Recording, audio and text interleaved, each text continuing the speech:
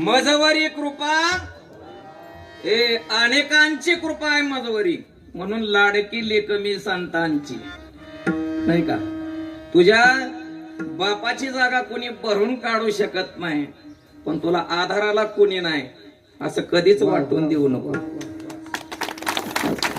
आम्ही नाहीच बापा इतकं लाड पुरवू शकत, पण कमीत कमी जन्मदाता बाप हे काय लक्षात ठेव. हाक मारल्यानंतर तू जोडलेल्या लाखातला एक तरी तुझ्यापाशी असेल. बाप करी